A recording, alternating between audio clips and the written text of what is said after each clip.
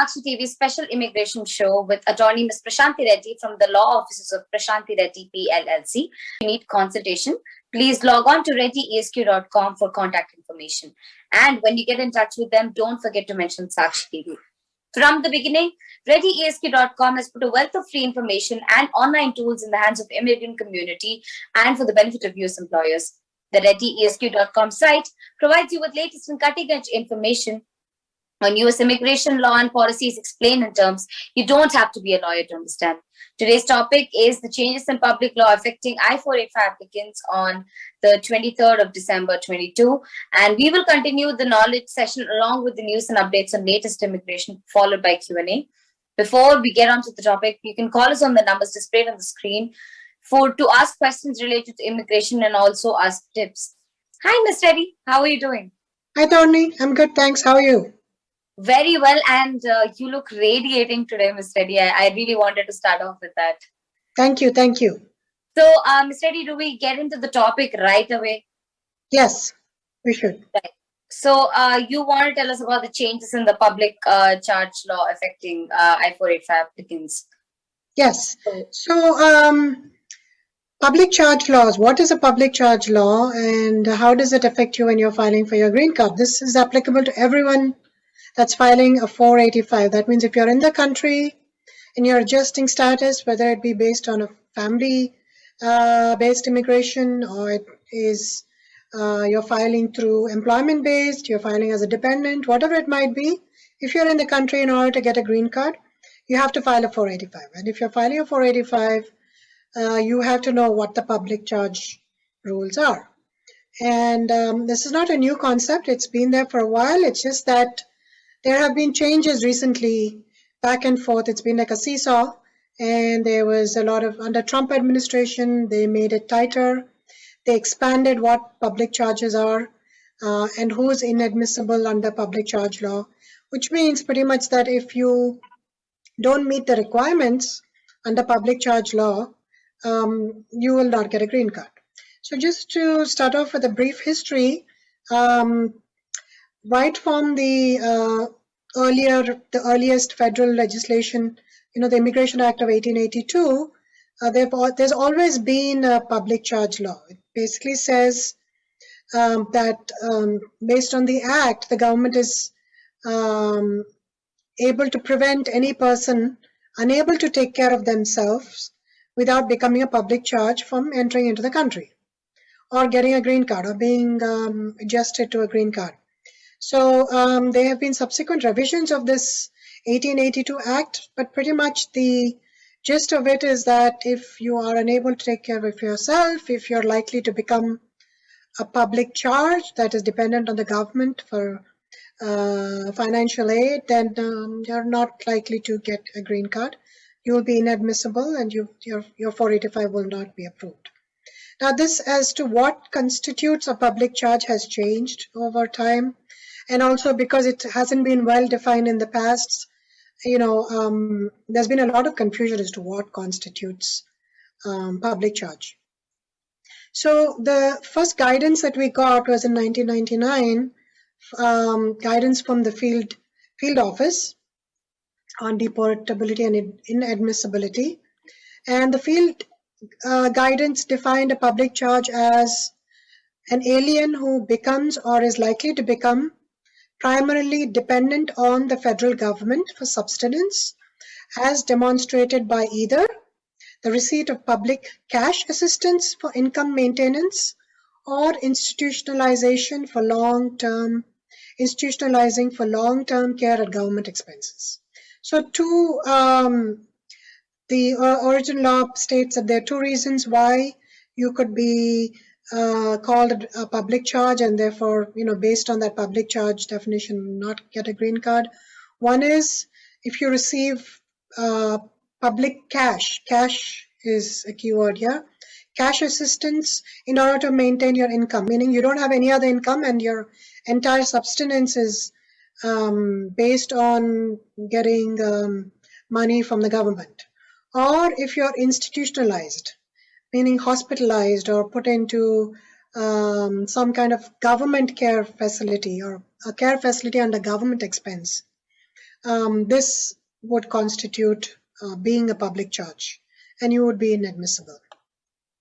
So that was the 1999 guidance, and there was some confusion about that, and they cleared the confusion then, and the confusion was whether the use of Medicaid, and there's a program called CHIP, Children's Health Insurance Program, and other non-cash benefits, if that also applied as a public charge.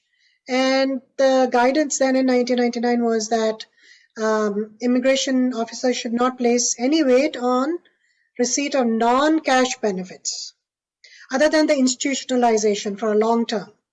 And even the institutionalization, if it is only intermittent and if it's for a short term, that doesn't count as a public charge.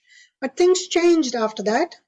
In 2019, under the Trump administration, Trump issued new regulations that broadened the scope of this program and broadened the scope of what would be considered by the federal government as a public charge.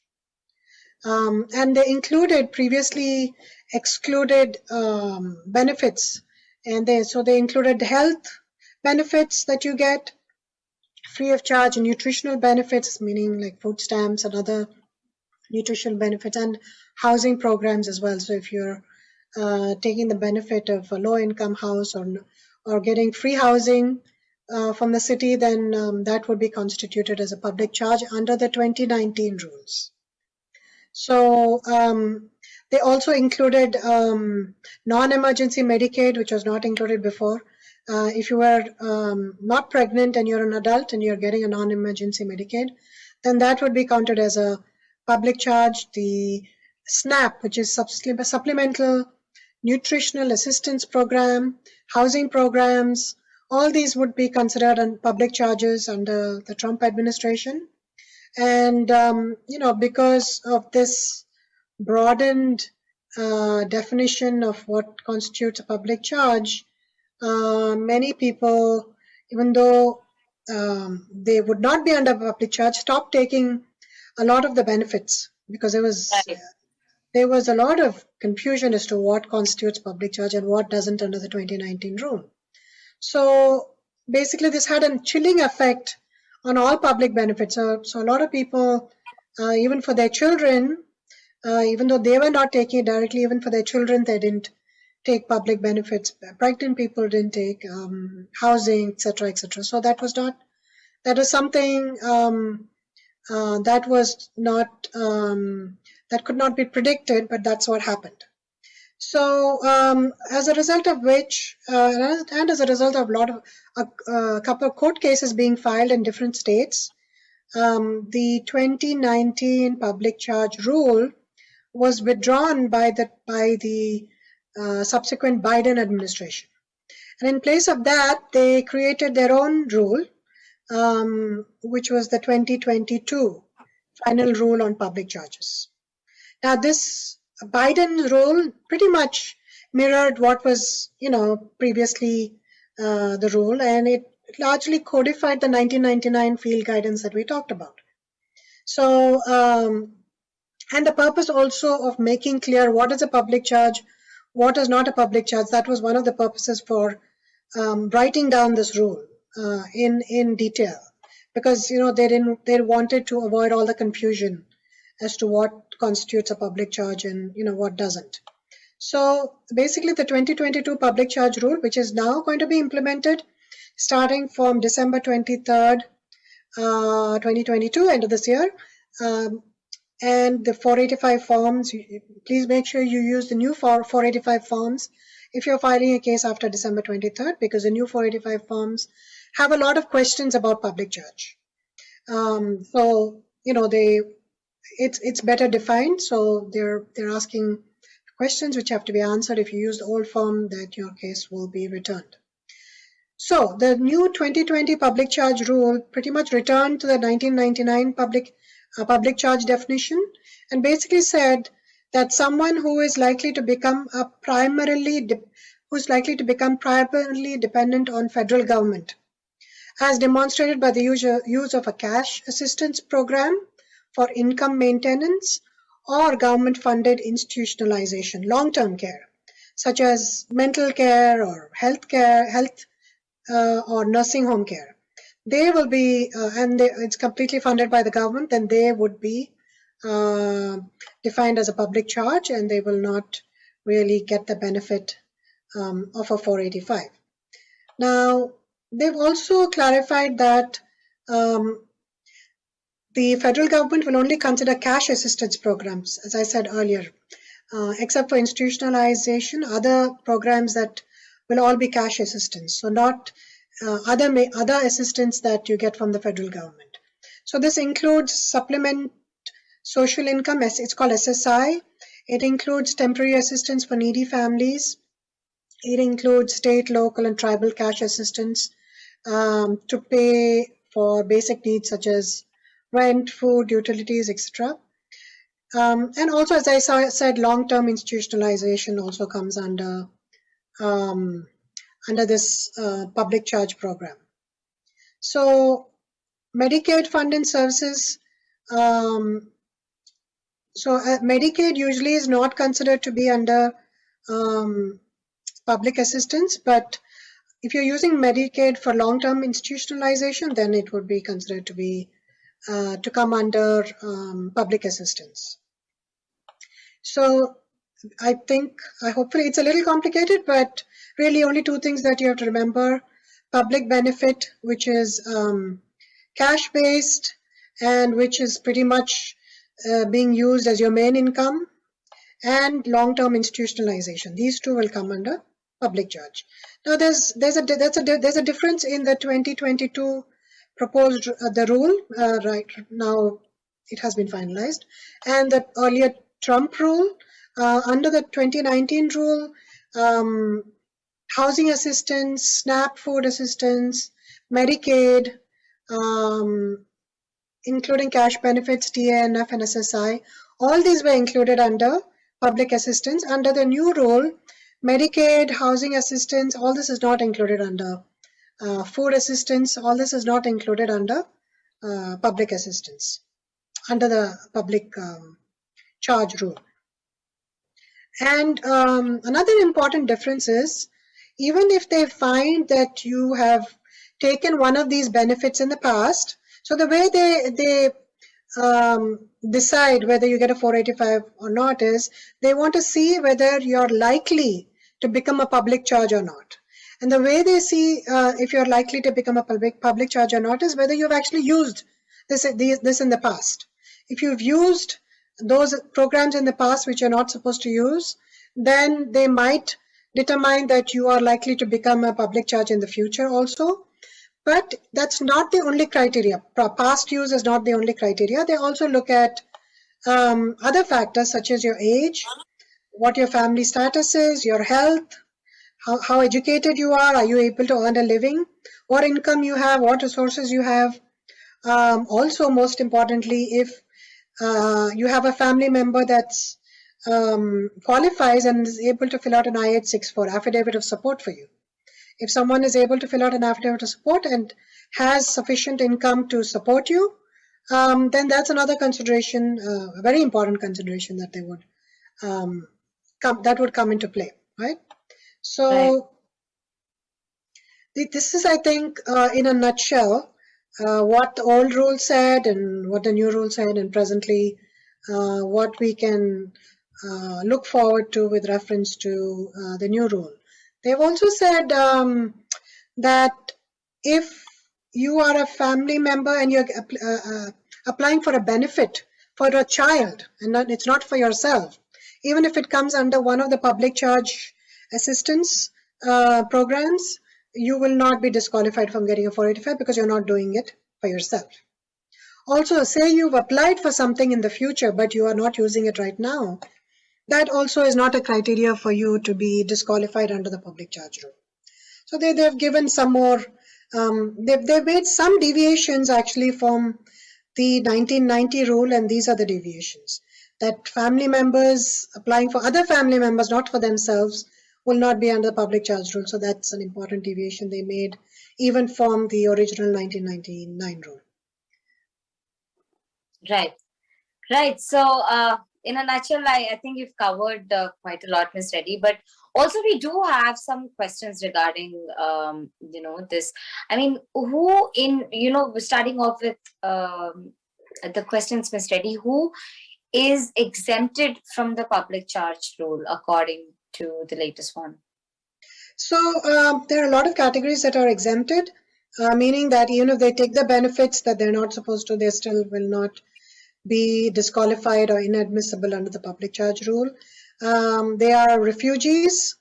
If they're admitted at the time of admission, if they came in as refugees into the country, if they got asylum approved, if they are American immigrants, right? They're very specific and not many people qualify, but Afghan and Iraqi interpreters, so people who are from Afghanistan and Iraq who have helped during the American wars as interpreters, etc., they will not be disqualified. Cuban and Haitian entrants applying for adjustment of status, people from Cuba and Haiti.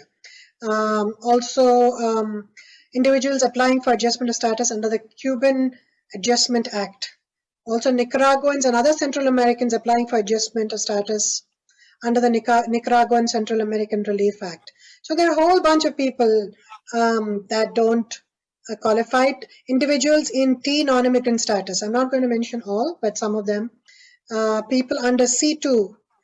So people are working for the government under C2 on a G visa. People working for the UN. People non-immigrants classified as NATO representatives, Syrian nationals, Liberian refugees, people who have filed under the Violence Against Women's Act, under VAWA. They're also not, this law doesn't apply to them as well. So these are some of the people that, the list is exhaustive. There are about 27 different categories, but just to name a few, these are some of the people who are not affected by the public charge rule. Right. And Ms. Reddy, what benefits are not considered for public charge purposes? So I mentioned some of them earlier, but it might be useful to just list them as well. SNAP, also known as food stamps. So if you're taking food stamps, you're not getting money, you're getting stamps with which you can go to a grocery store and get food. So that's food stamps program. So you will not, that will not be considered a public charge. Children's health insurance program, CHIP, so free health insurance paid by the government for children. Medicaid, this is again free, it's like a free health insurance. You get free health benefits. Of course, this Medicaid does not include the long-term institutional services. So if you're in a nursing home, mental health institution for a long period of time, then even though it's under Medicaid, you will still be considered a public charge. Special Supplemental Nutritional Program for Women, Infants and Children, WIC. Housing benefits, such as federal rental assistance, meaning that the federal government will pay your rent, or you'll be put up in free housing. Benefits related to immunization or testing for communicable diseases. For example, if you get a COVID vaccine, a free COVID vaccine, COVID vaccination is free. That will not be considered to be a public charge. Disasters or pandemic assistance. A lot of people in the US got assistance for COVID-19, got money. So there was a lot of assistance given.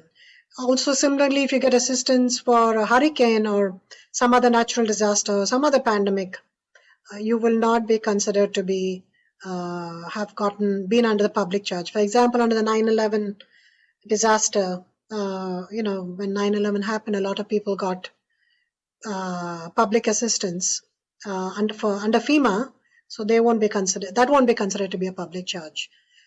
Free or subsidized school lunches.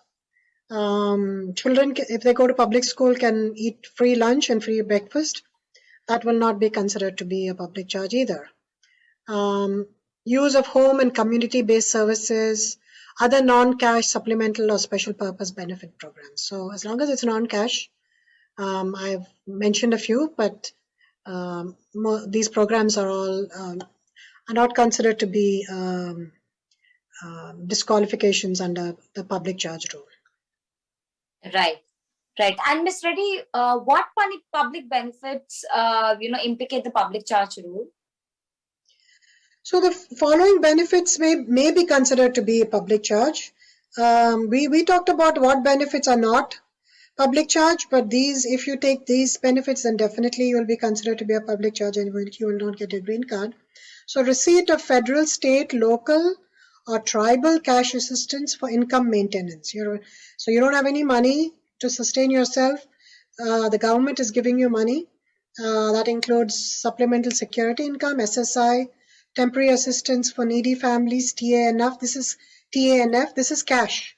So as I said, any cash benefit, especially these two mentioned benefits, it will be problematic. Also, as I said, long-term institutionalization. So these two things come under public benefits, under public charge. Right. And while we're on that subject, Ms. Reddy, does receiving the state-based subsidized health insurance implicate public charge concern? No. So just getting, provided that the state-based health insurance is not funding long-term institutionalization. Again, we keep talking about that. So as long as you're not using it for some long-term institutionalization, getting state subsidized health insurance is not included under public charge. Right. Right. And Ms. Reddy, if a state uses federal funds to provide health insurance, would that would that create a public charge? Again, no, because the DHS doesn't consider health insurance when making public charge determinations. Again, unless it funds long-term institutionalization, generally getting health benefits is not considered to be a public charge. Right. Right. And does using Medicare Part D implicate public charge consideration, Ms. Reddy? Yeah, under the Trump law, it did. You couldn't use Medicare, but under this present law, non-citizens may always use Medicare without any implications to the public charge concerns. Right. Right. And Ms. Reddy, for natural disaster, impacts a person. And can that person accept cash assistance from federal, state, or local governments without implicating public charge concerns? Again, yes, as I said, disaster relief does not implicate public charge considerations. The Department of Homeland Security allows non-citizens to accept, all those benefits. Right. And does the public charge rule, does it apply retroactively, Ms. Reddy? So yeah, it could, which is unusual for laws to apply it retroactively, but this one could, because the USCIS, the USCIS will consider past receipt of public benefits, right, in determining whether a person is likely to become a public charge in the future. So they look at past actions. So yes, it could be considered to be retroactive. Right. Right. And Ms. Reddy, can a person accept donations from, charitable organizations such as the Salvation Army, religious groups, or other private groups without implicating a public charge concern? Yeah, because public charges determinations are made only based on public benefits. So these donations are all from private groups. So it really it's not considered to be a public charge. Right. And can a person accept food from their local or state-funded food bank without implicating a public charge? Can that happen? Yes, because food stamps, as I was mentioning, the food stamps program, that's a non-cash assistance, and it's not considered to be a public charge. Right, right. And can somebody accept housing assistance, Ms. Reddy? Yes, again, this is non-cash assistance and is not considered to be a public charge. Right. Right. So do the visits to emergency room implicate a public charge concern? Right. So if you go to the emergency room and you don't pay because you don't have health insurance or whatever it is, healthcare is not included again, as I said previously, in the public charge determination unless it's funding some long-term institutionalization at the government's expense. Right. Right. So there's another question to Ms. Reddy. Can my child receive school lunch or school-based nursing care without implicating a public charge concern? Again, yes. Again, yes, because this is non-cash assistance and it's not considered to be a public charge determination. Right. And what about primary caregivers, Ms. Reddy? Are they exempted from the private charge, rules? So it doesn't matter whether you're a primary caregiver. That's not really a factor in considering whether you're public charge inadmissible, because there are other factors, right, as to whether you took that certain public benefits which were not allowed. That's the factor, not whether you're a primary caregiver or not. Right. Right. And there's also another one, Ms. Reddy. The COVID has impacted me and may I access public health benefits without implicating public charge concern. Public benefits, sorry, yeah. Right. So, yeah, pandemic assistance again is not considered to be a public charge because that's a health benefit and it's not a cash benefit.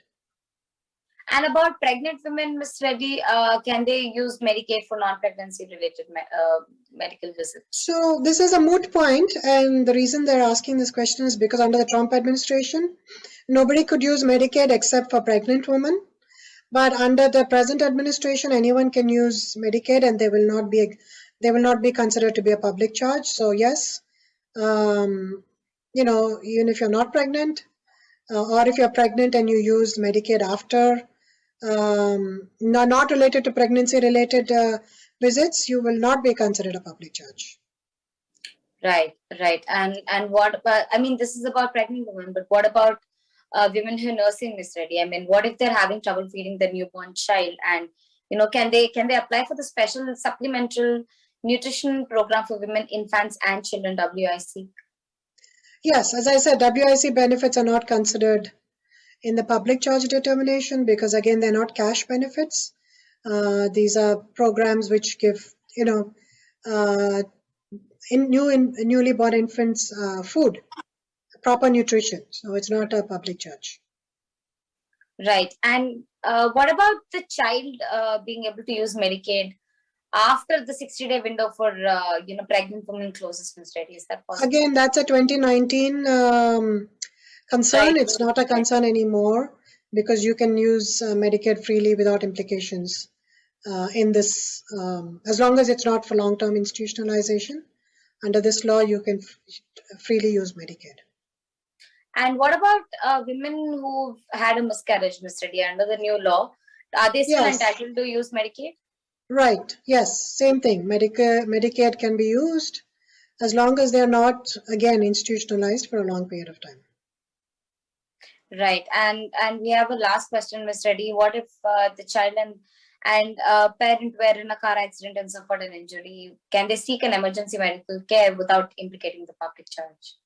Right. If they go to the emergency room, again, same as the previous question, they can seek health benefits and emergency medical care because that is not under the new public charge program. Right. I think we've covered pretty much everything about this topic, Ms. Reddy. That is the first. We've always really had so much information to discuss.